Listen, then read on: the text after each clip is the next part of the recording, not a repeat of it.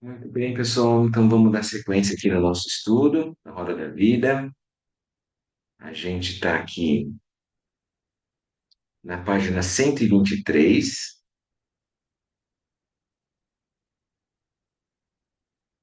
viu os vários exemplos, né, de coemergência. Nós estamos estudando a perfeição da sabedoria, capítulo 4. Agora a gente vai lá para síntese da análise do Prajnaparamita.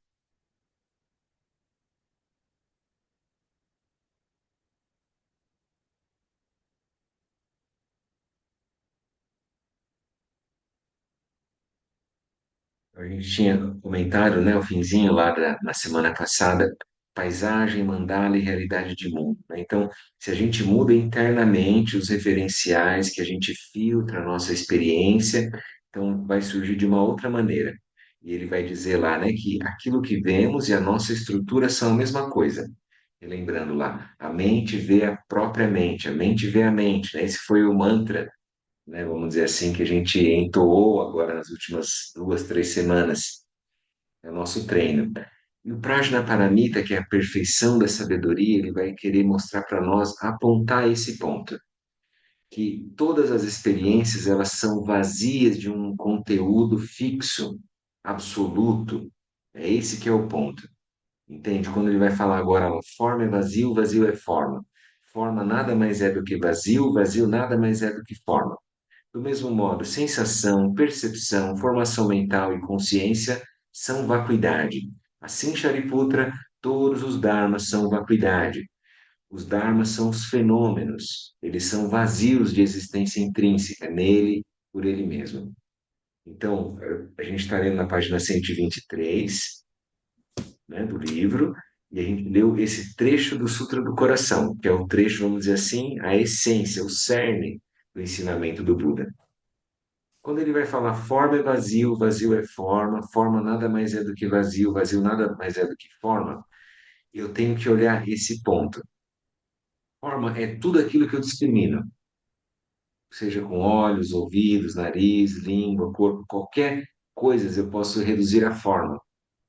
E eu tenho que ver que todas essas formas, elas são vazias de existência, inerente, né? Não é que eles não existam, mas eles não existem de modo isolado. As coisas existem de forma interdependente. Tá? E aqui também é uma coisa importante lembrar, que não é que existe um vazio nele mesmo, né? Então, o vazio, ele se manifesta na forma. Às vezes a pessoa pode entrar na meditação e ela achar que deve chegar até um ponto em que ela vai ter um nada. Dá para entender isso? Um vácuo. Mas não é isso. O vazio ou a vacuidade é a forma de ser das coisas, é o modo de operar dos fenômenos. Os fenômenos são interdependentes, eles se entretecem, né, como um tecido. E aí ele vai mostrar que os cinco skandhas, então, os cinco agregados, forma, sensação, percepção, formação mental e consciência, todos eles são vacuidade. Ou seja, todos eles não existem de uma maneira absoluta, mas sim de uma maneira, vamos dizer assim, convencional. Lembra lá os vários exemplos que a gente viu, né? O exemplo do templo. O templo não existe em si por si. A pessoa tem que ter um templo dentro para poder ver o templo fora. Igual o sino, lembra do sino? O sino não é um sino de uma forma absoluta, ele é um sino de uma forma convencional. E aí eu tenho que olhar, então, para todas essas categorias, vamos dizer assim, né? Forma, por exemplo, o nosso corpo, sensação, aquilo que eu percebo, que eu sinto, né? Os cinco sentidos. A percepção já é mais sutil da mente. A formação mental são as estruturas cognitivas, os referenciais, os condicionamentos. E a consciência é o jnana, que é a dualidade. Quando eu estou separado daquilo que eu vejo na frente, me vejo separado. Vocês lembram dos nossos exemplos que a gente trouxe? Então, o primeiro era um objeto imaginado, lembra da esfera? Então, a consciência é aquele vigilando, é aquela dualidade do sujeito que observa a esfera. Depois, nos outros exemplos também, a gente pode olhar em cada um deles, a gente vai ver que aquilo é vazio e aquilo é construído. Então, é vazio e luminoso. Quando Tcherenzing faz essa afirmação, ele aponta para o fato de que todos os objetos são vacuidade, não apenas os objetos sólidos, mas todas as experiências. Quando fala vacuidade, lembra o que que vem na sua mente, né? Lembra? É vazio de existência intrínseca. Não existe em si por si. Não é que é um vácuo, tá bom? Pode falar, Pedro. Então, Gabriel, uma dúvida aqui que surgiu quando estavas falando sobre esses temas aí, que tem a ver com aquelas quatro montanhas, né? Nascimento, vida, decrepitude, morte. E aí isso me fez pensar no tempo. Se o tempo, ele... Porque o budismo tem medidas de tempo, né? Os kalpas, os éons, mas ao mesmo tempo, isso se aplica ao tempo também? Tempo também é vazio. Tempo é vazio e luminoso. Então, o tempo não existe em si por si. O tempo, ele é uma construção. É a mesma coisa que o espaço. Lembra quando a gente foi olhar? Não sei se você chegou a estar, se você estava nessa prática, Pedro. Uma vez, um momento a gente olhou a vacuidade do fenômeno tempo e a vacuidade do espaço. Lembra? Uhum, Então, mesmo que eu fale kalpas, o que que é kalpa ou éon, né, no budismo, na Índia antiga, como é que é um termo que se usa? Que é o tempo que surge um universo, dura um tempo e cessa. Isso é um éon, ou um kalpa. No budismo são bilhões, né, de universos, um multiverso, né? Então não é um universo só, são bilhões. Um universo dura um tempo, surge e cessa, como se fosse um pensamento da natureza primordial. Dura um tempo e cessa, se dissolve. Isso já está claro para nós. Então, esse tempo é um tempo construído também. Esse é um tempo vazio. Ele não existe em si e por si, à medida do tempo. Lembra quando a gente olhou passado, presente e futuro? Passado e o futuro estão na dependência do presente. E o presente eu não consigo definir qual é o que é o presente. É o dia de hoje? É a hora de agora, 8h45? É esse segundo? É essa fração de segundo? Eu não acho, eu não consigo pegar o tempo. Então, não há algo concreto existente em si e por si. O tempo é uma relação que se cria. Então, por isso que ele é vazio e luminoso. E aí a gente vai perceber que o tempo é uma subjetividade também, né? Então, a gente constrói a experiência de tempo, né? Mesmo o tempo do relógio é alguma coisa abstrata construída também, não é? É uma concepção arbitrária que a gente foi lá e colocou. A gente observou, sentou em roda e falou: vamos colocar assim. Vamos dividir o dia em 24 horas. E aí começa, né?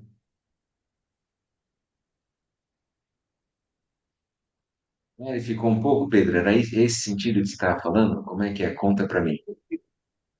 é porque eu fiquei pensando nisso desde que tu falaste sobre aquela diferença entre a vacuidade dos fenômenos e as relações de causa e efeito, né? Aí eu penso no tempo, assim, por exemplo, o tempo do meu corpo, né? O meu corpo ele envelhece, ele muda. Então, isso é o tempo ou é uma relação de causa e efeito? Porque o meu corpo é matéria, né? Exposto a Isso, determinadas condições, ele vai reagir de determinada forma. isso mesmo. Ele está sempre Mas, reagindo. assim, Nosso corpo mas nunca não é o para. tempo em si, né? Como algo que existe Isso, de fato. isso. O que acontece então? No nosso corpo ele está sempre mudando, não é verdade? Ele é um fluxo contínuo de reações químicas, vamos dizer assim. Nível molecular, nível subatômico. E a gente vai, certo? Aí o nosso organismo vai envelhecendo. Isso é verdade. Em termos convencionais, é isso, é causa e efeito. Como uma planta que vira uma árvore e a árvore que vai ficar velhinha e que vai cessar. Então, isso é um fenômeno natural, vamos dizer assim, né? E a questão maior, né, Pedro, é como é que eu vou ver a vacuidade desse fenômeno? Lembra, então, vazio é vazio de quê? Vazio de existência intrínseca. E tanto o corpo, quanto o tempo, quanto qualquer coisa que você traga, você vai perceber que ela não existe em si por si, que ela é impermanente, ela está sempre mudando.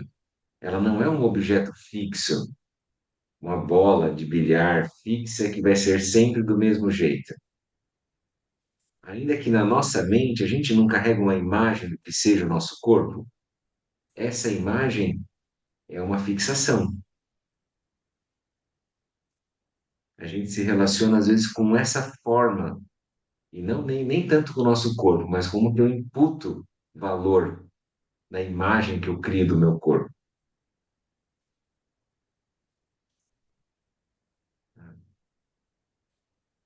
Mas vamos seguir, vamos lendo aqui, vamos ver se vai ajudando a gente.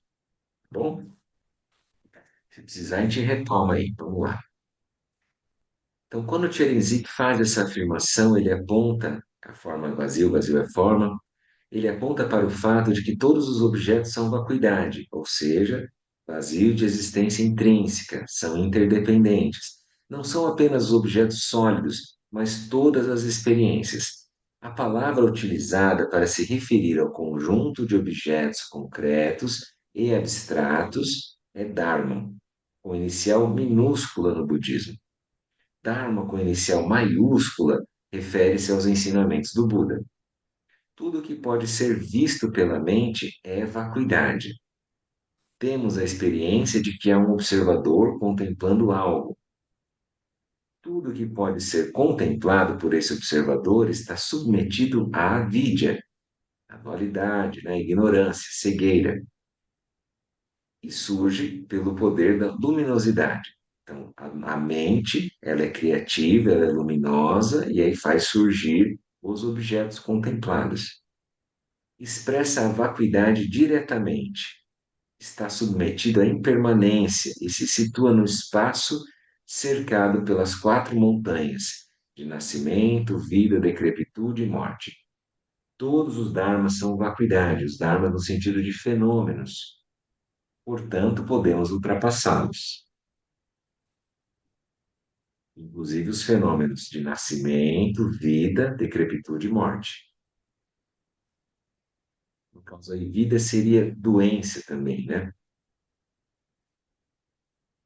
Nascimento, velhice, doença e morte, né? Há uma natureza luminosa que não é afetada por suas próprias construções. Há um controlador tentando manipular suas construções e que acaba se tornando refém delas. Mas, simultaneamente, há a percepção de que essa natureza não está submetida à limitação. Mais uma vez, né? O que o Prajnaparamita quer nos apontar? A nossa natureza livre. É isso. Quando eu vejo a impermanência dos fenômenos, eu posso supor, eu posso inferir que os fenômenos, na verdade, são livres. E há uma liberdade. Na verdade, se fosse sempre do mesmo jeito, não teria mudança, daí não teria liberdade. Então, quando eu olho a impermanência é uma forma de reconhecer também a liberdade. Daí depois na página 124, neste ponto, podemos entender o significado da expressão natureza válida como extensão da noção de vacuidade e luminosidade. A realidade é móvel, viva, mágica diante de nós. Essa compreensão substitui o amargor de vermos o que há diante de nós como um engano, como uma incapacidade de ver o que seja real.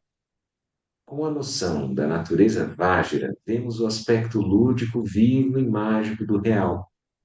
Assim, a própria perspectiva do viver, a causalidade e a realidade ao redor surge como algo muito brilhante, lúdico, encantador, além de espaço e tempo, e traz a possibilidade de nos manifestarmos de forma lúcida e ao mesmo tempo mágica, dentro de um mundo também mágico, imóvel. Desaparece o amargor e o peso, e surge Guru Rinpoche. A linguagem do peso pertence ao reino dos humanos, a linguagem da natureza Vajra pertence ao reino dos deuses. As possibilidades de manipulação surgidas da natureza Vajra pertencem ao reino dos semideuses. Depois vai vir essa poesia do Lama, primeiro trecho, né? Falando da natureza Vajra. Então aqui a gente precisa fazer essa pausa e pensar, então. Quando eu começar a contemplar todos os fenômenos a partir do olhar de Prajna Paramita, eu vou começar a ver que os fenômenos eles são maleáveis, eles são fluidos, eles não são estáticos, eles são dinâmicos e eles se constroem a partir de referenciais. Tá fazendo sentido isso que nós estamos falando? Vocês se lembram lá do exemplo, né, que a Kátia trouxe outro dia, quando a Vera estava perguntando da vacuidade, e você chega num espaço e aí olha aquela casa, aquele lugar para alugar, ele pode ser uma escola, pode ser um escritório, pode ser muitas coisas, não é verdade? Então eu vi a vacuidade daquele espaço, que ele não existe em si por si, ele é construído a partir do referencial que eu adoto internamente. E o Lama está trazendo para nós um ponto importante, que às vezes a gente pode ter um certo amargor, que é aquela coisa da vacuidade mal-humorada que ele fala. Quando a pessoa fica crítica, a pessoa fica, vamos dizer assim, tudo é ilusório, tudo é sem sentido. Ela quase beira um niilismo, assim. Vocês lembram das... Tem três afirmações do Maitreya, as três asserções do Maitreya. Ele fala: aquilo é, aquilo não é e aquilo é. Então, quando fala aquilo é quando eu estou fixado numa realidade. A maioria das pessoas ficam nessa primeira frase.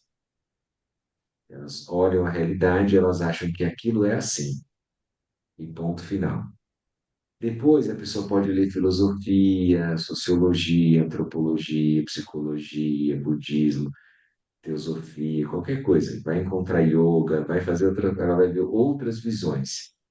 E ela vai ver que existem outras maneiras de experienciar o mundo.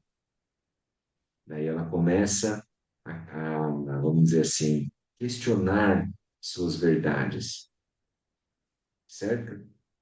Quando ela para também de olhar só para fora. O problema maior nesse ponto é que ela pode estar num momento de, vamos dizer assim, negando tudo. O Lama fala da vacuidade mal-humorada, que aí seria aquilo não é. Aquilo é, depois aquilo não é. Então, eu olho o vaso lá que a gente tinha falado, o sino, por exemplo. Eu olho para o sino e se eu estou fixado, eu falo, isso é um sino. Absolutamente é um sino. Como assim? Vocês não estão vendo? Está aqui desenhado, ó. Entende? Daí eu falo que isso é o sino. Lembra do sino tibetano? Como que ele é? Eu falo, isso é um sino. O que que é isso? Você não está sabendo? Você que não sabe. Entende? Então eu me fixei naquela visão. Agora, eu posso virar e falar assim, não, isso não é um sino. Você está maluco, cara? Pode ser qualquer coisa. Daí eu estou no outro extremo. Vocês entenderam? Eu estou negando a realidade convencional daquele sino. E vem a terceira afirmação do Maitreya. E assim é, assim não é. Isso não é, isto é. Esse terceiro é quando a gente vai olhar a natureza Vajra, que o Lama está mostrando aqui para nós. Ou seja, aquilo é construído. Ele pode surgir de muitas maneiras, inclusive como um sino. E aí eu absolvo a visão convencional. Tá tudo bem as bolhas de realidade convencionais. Eu não preciso ficar estourando as bolhas. Eu não tenho essa visão de que eu tenho que cortar tudo, entende? Essa parte assim de uma austeridade do caminho espiritual que fica crítico, ácido com tudo. Daí você vem o sentido do reencantamento que o Lama traz, de você olhar a vida como um aspecto lúdico, como algo mágico. E as muitas bolhas de realidade é a liberdade das pessoas surgirem de muitas formas. E aí eu não fico mais querendo estourar as bolhas. O que está por trás? Sabe? Aquela questão lá, ele vai mostrar lá do real, aquela busca assim que se fica, como é que eu vou dizer? Tudo parece que é uma ilusão, né? Tem que ver, tem uma delusão por trás, tem que ver a realidade. Vocês sabem como que é essa visão? Muito crítica dos fenômenos. Está fazendo sentido isso que nós estamos falando, gente? Está muito viajado.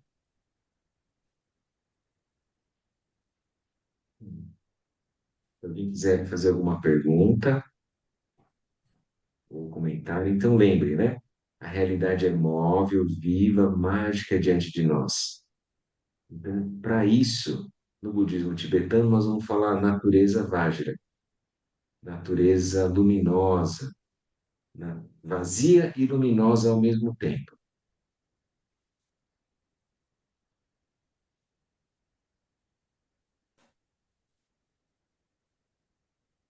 E aí vem então essa poesia, daí que o Lama fez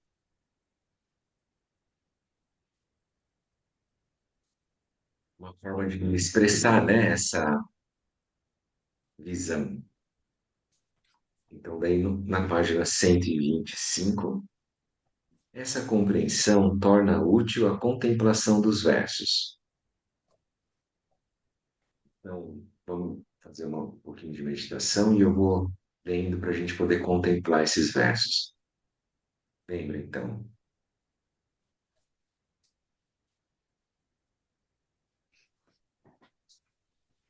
a gente vai observando, então, a unidade dos fenômenos, ou seja, a coemergência do observador frente a todos os objetos que vão surgindo.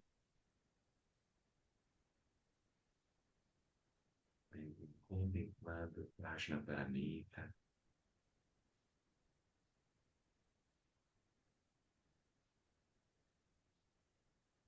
vazio luminoso.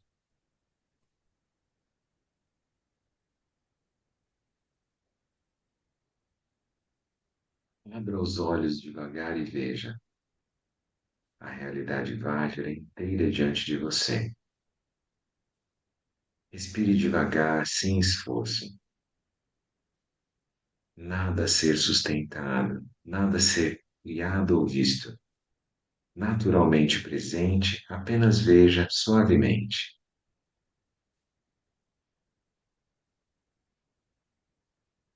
Quando se perder, é na realidade Vajra que estará. Não há dois lugares, apenas esse. Sem esforço, mandala natural, veja.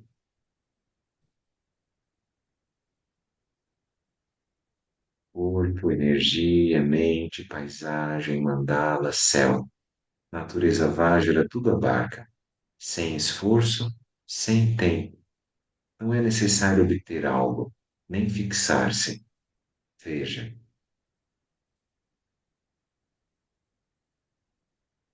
o deslocar-se causal por dentro da presença Vajra torna existente o que é apenas Vajra.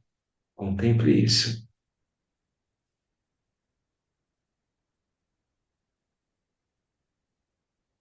O deslocar-se causal é o deslocar-se Vajra. Não há como perder-se. Ainda assim, surge um mundo com significado causal.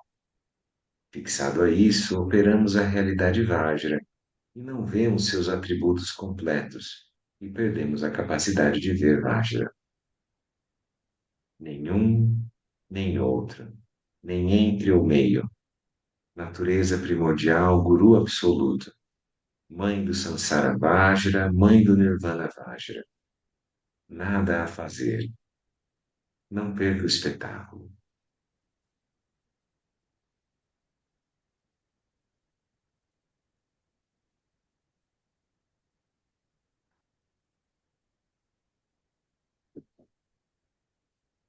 Muito bem. Então, esses são versos para a gente contemplar dessa maneira mesmo. A gente vai lê-los, né? Pode ler um pouquinho antes do Prajnaparamita, pode até fazer puja, né? O Sutra do Coração, a leitura, a acumulação do mantra, do Gata Gata, Paragata, Parasangata, Bodhisattva, até vai chegar um ponto em que a gente vai olhar com esses olhos, com essa visão que ele está oferecendo para nós. Então, essa poesia é uma forma, vamos dizer assim, de manifestação da compreensão que o Prajna possibilita. A gente pode olhar com calma a poesia. Abra os olhos devagar e veja a realidade Vajra inteira diante de você. Tudo que você vê no entorno é natureza Vajra, ou seja, é coemergente com a minha mente, ou seja, é algo construído, luminoso. Isso que é o sentido de realidade Vajra. Nada a ser sustentado, eu não preciso sustentar uma visão para poder ver aquilo, aquilo já é o natural. Nada a ser criado ou visto, eu não preciso construir nada. Então é naturalmente presente, apenas veja suavemente. Aí quando se perder, ou seja, eu me esquecer disso, é sempre na realidade Vajra que estará. Não tem como estar em outro lugar. Não há dois lugares, apenas esse. Ele está descrevendo a mandala natural do Buda primordial. Sem esforço, mandala natural, veja.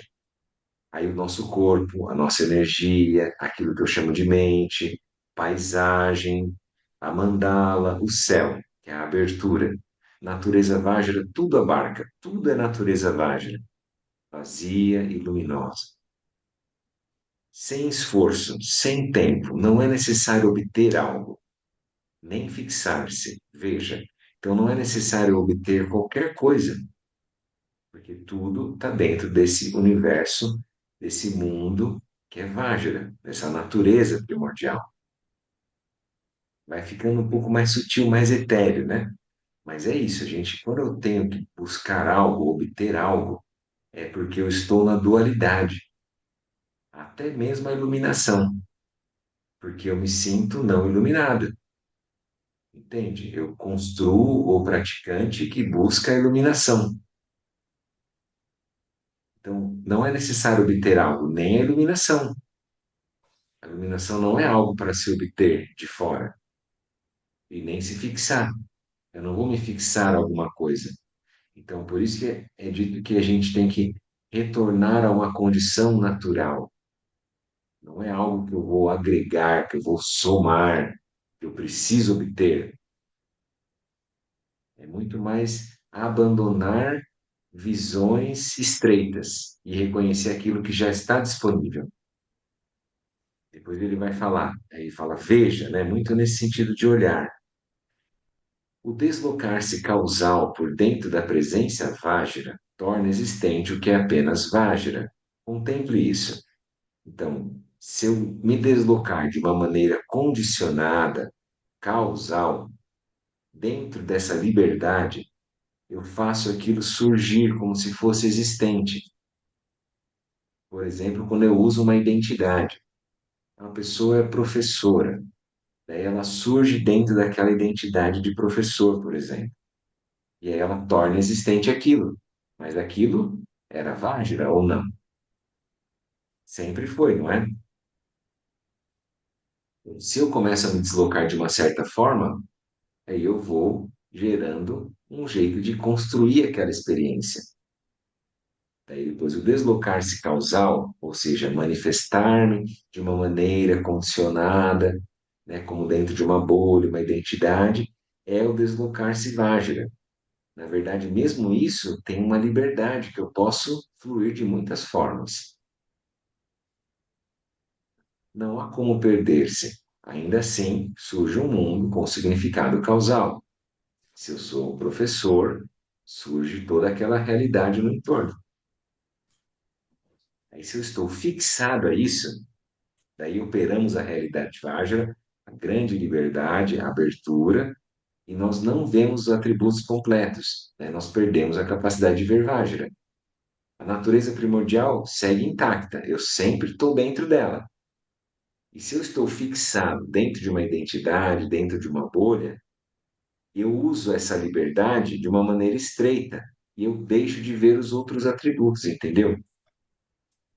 Daí eu não consigo ver a natureza Vajra. Daí nenhum, nem outro, nem entre ou meio. Então aqui não ficar nos extremos, né?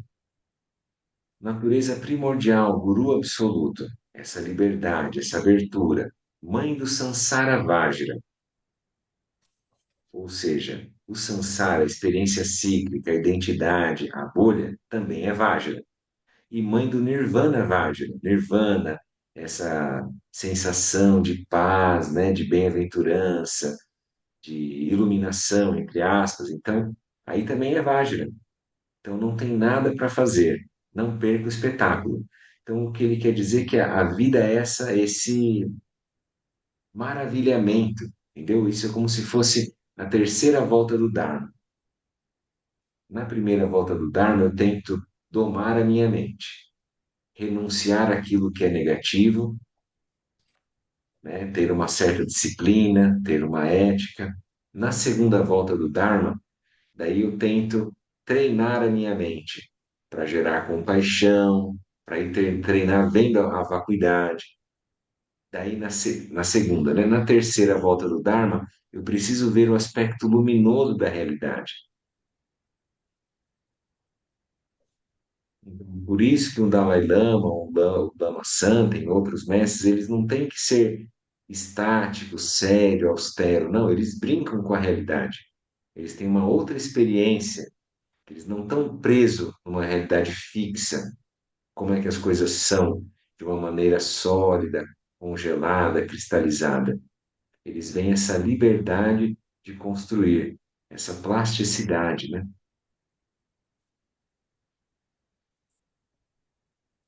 Ajudou um pouquinho, pessoal, quando a gente foi dando uma olhada, né, tentando explicar como é que tá. Falem, por favor. Gabriel, desculpa, na hora que você falou a segunda volta do Dharma, eu me distraí nos meus pensamentos com a primeira volta do Dharma. Fiquei preso na primeira volta. Me perdi na primeira metáfora, né, Pedro? É, mas é isso, ó. Todas as voltas são importantes. Aí, ó, tá vendo? As voltas do Dharma são natureza Vajra, entendeu? Até aí eu também não vou falar o que que é o melhor. Não, a natureza, a primeira volta do Dharma é importante. Ela nos ajuda. Quando você está com uma criança, está ensinando ela a crescer, está criando, né? Aí você tem que falar, tem que escovar o dente, tem que olhar para atravessar a rua, coisas básicas, entendeu? Isso faz parte do nosso treinamento na mente.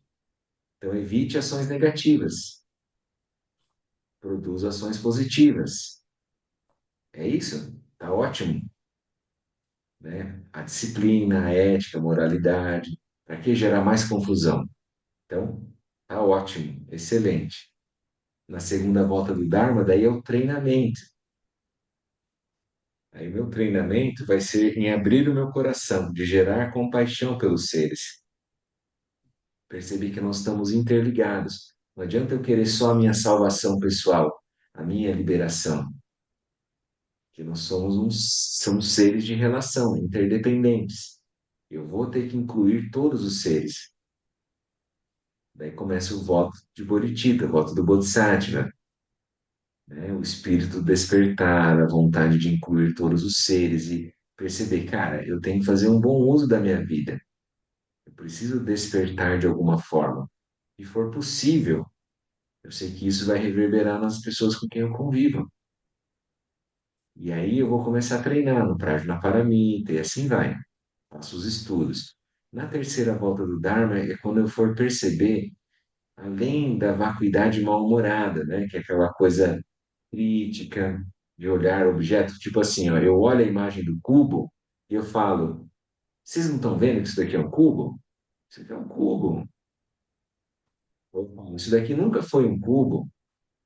Entendeu? Olha aí, como que é um cubo se aquilo tá num papel que é 2D e o cubo é 3D? O maior ponto, Pedro, nesse sentido, é de você não se fixar a uma visão. Qualquer fixação a uma visão, isso é a dualidade. Então, no budismo, é a não fixação a nenhuma visão. Por isso que o Buda falava, quando ele atingiu a iluminação, não teve nada que ele viu, nada que acrescentou, nada que somou. Então, ele abandona a fixação às visões. Por isso que o budismo não é uma tradição revelada no sentido de sustentar uma verdade última, final ali. A gente está procurando soltar, dissolver o apego às nossas visões. E daí surge essa terceira volta do Dharma, que é esse sentido lúdico que o Lama está trazendo da natureza Vajra, que você pode ficar deslumbrado com a realidade, que a realidade é além de tempo e espaço, é uma realidade mágica.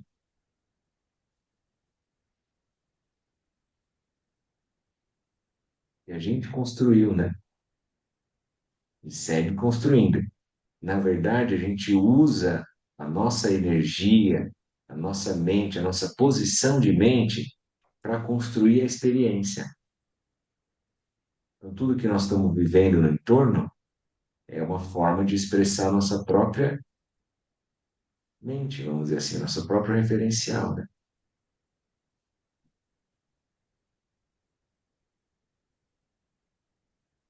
E já vai ficando mais sutil, né? Mais, vamos dizer assim, etéreo, às vezes, né? A compreensão. Por isso que é bom que faça meditação, contemplar os versos. Então, o Lama usa lá os 8 pontos do Prajnaparamita. Então, o olhar a vacuidade dos fenômenos de tudo que eu estou vendo no meu entorno, né? Comece pelos objetos, né? E depois você começa a olhar as suas emoções, começa a olhar as pessoas, começa a olhar tudo e ver que aquilo é vazio, que aquilo é luminoso. Não é só vazio, mas é luminoso. Surge uma energia, João.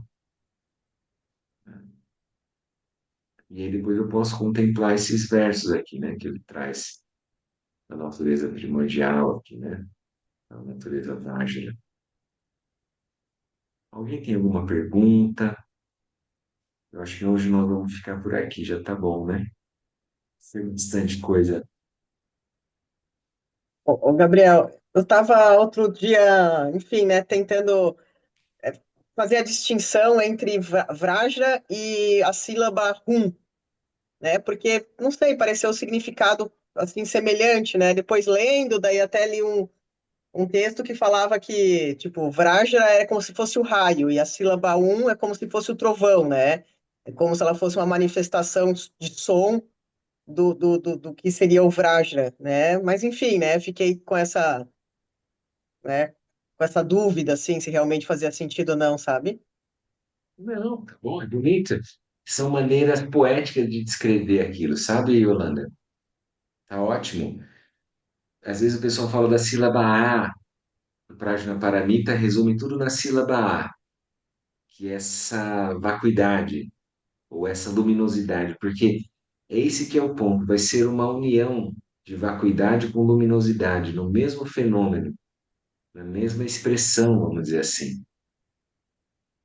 E Vajra, você pode entender dessa forma, que o Vajra, ele é a compreensão da realidade lúdica, da realidade, vamos dizer assim, plástica, da realidade que não é fixa, final, acabada, cristalizada, que é uma realidade assim dinâmica, livre, aberta, que pode se manifestar de muitas formas. Daí a gente pode chamar isso de natureza Vajra, né? Vajra da realidade, vamos dizer assim, né? Porque, por enquanto, quando a gente está com a nossa mente convencional, a realidade ela é fixa, não é verdade? eu realmente acredito que o tempo, essa hora, que eu sou essa pessoa, é como se fosse uma coisa muito concreta. Quando eu começo a ver que aquilo já é uma coisa construída, lúdica, de sonho, daí esse é o aspecto Vajra.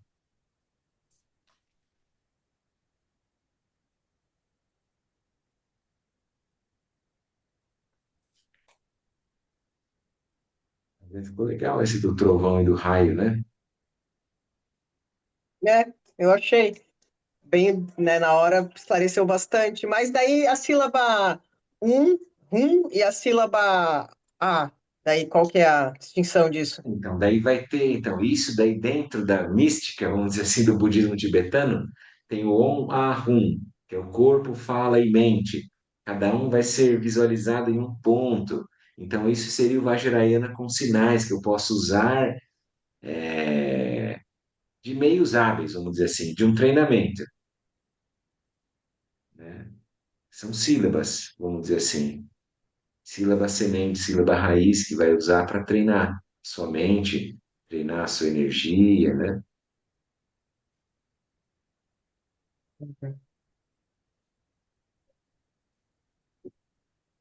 Gabriel, eu só ia comentar que vai ter o retiro sobre o Prajnaparamita, né, no final do ano.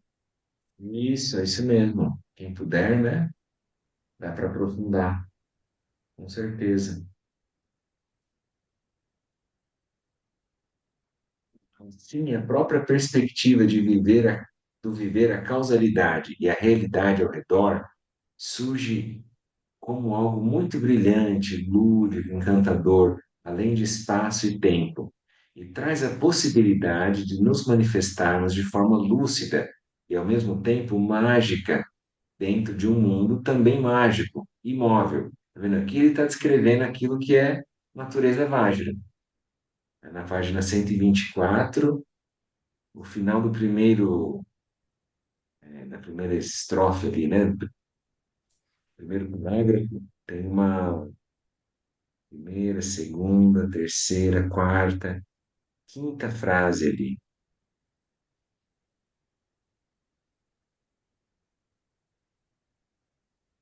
Isso é uma forma dele descrever o que é a natureza Vajra, né? Desaparece o amargor, o peso, aquela coisa sólida, né? E surge Guru Rinpoche com essa intenção iluminada, com essa sabedoria, essa lucidez atemporal, né? Não local também.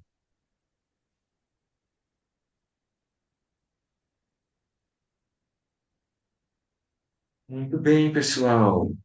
Então vamos fazer a nossa dedicação. Na semana que vem a gente continua a partir aqui das faculdades dos sentidos e obstrução.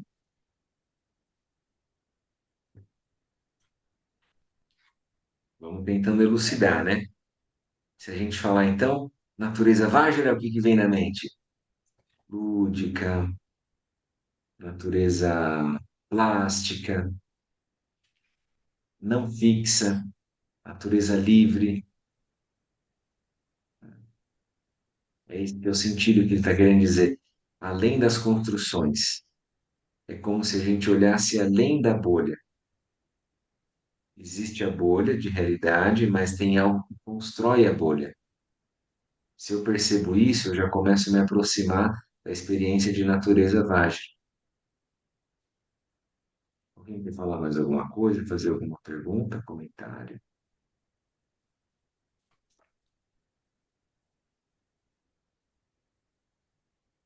Quem ainda não dormiu, quem ainda não está viajando, né? Às vezes é difícil, né? Porque é muito sutil mesmo isso, né? São temas, vamos dizer assim, sutis mesmo, natural.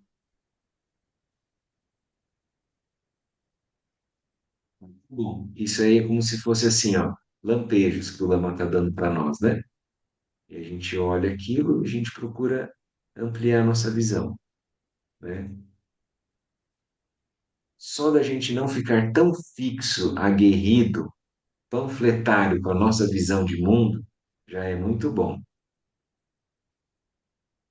Vamos tentar cada vez mais ampliar nossa compreensão, a nossa relação com a vida, vamos dizer assim, né? Quanto mais a pessoa tem certeza das suas visões, né, das suas verdades, mais a pessoa vai ter dificuldade de ampliar a visão, de ver essa liberdade, vamos dizer assim, porque ela já sabe como que é a coisa. Então já está tudo pronto, acabado, cristalizado, né?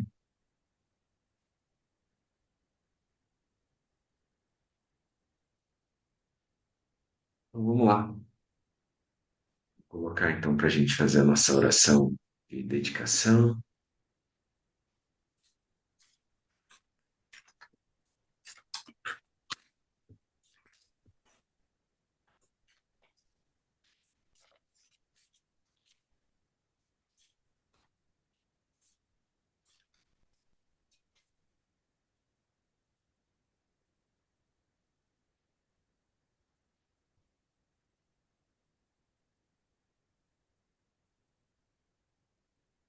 Que os méritos desse encontro se expandam e toquem a todos, que o Mestre Universal da Paz, da Compaixão, Sua Santidade da Dalai Lama, juntamente com todos os mestres de todas as tradições que veiculam essa mensagem, tenham longa vida. Que todos estejam a salvo de gerar pensamentos negativos. O obstáculo mais destrutivo que estes pensamentos nunca surjam em nossa mente. Todos os seres também estejam livres de pensamentos negativos. Neste exato momento, possam nem mesmo os nomes doença, fome, guerra e sofrimento ser ouvidos pelas pessoas e nações da Terra, mas possam sim sua conduta moral, mérito, riqueza e prosperidade crescer, e possam a suprema bem-aventurança e bem-estar sempre surgir para elas. Jumene Jimbo Denba Yuring Neba Dan Denba Zingpe Chebu Nangu Zenjosen Danger Chi Dusum Sanje Guru Rinpoche No Drukun Dan Dewa Chen Poi Jamba Che Kunsel Du Du Drakot Sao Sola Dep So Jing Je Lam Tu So Chi Nan Sang Wei Bar Je Ji Wo Dan Sambalan Je Drupar Jing Je Lo Benzra Guru Pema Siddhi Hum King Lok Chosum Ring Lui Che Zan Ling Sa Sun Cha Par Pel Dro Ju Chosum Nam Wadan Midrau Du Sun Gele Show. Muito obrigado, pessoal, pela paciência, pela presença, pela perseverança na prática, né? A gente possa cada vez junto, compreendendo o que seja a natureza Vajra, né? Tá bom? Obrigada a você, Gabriel. Abraço, valeu, boa Obrigado. semana. Boa semana, É, pessoal. Tchau, Tchau, tchau. tchau. tchau, tchau. Ah, obrigada, Gabriel. Obrigado, tchau, tchau.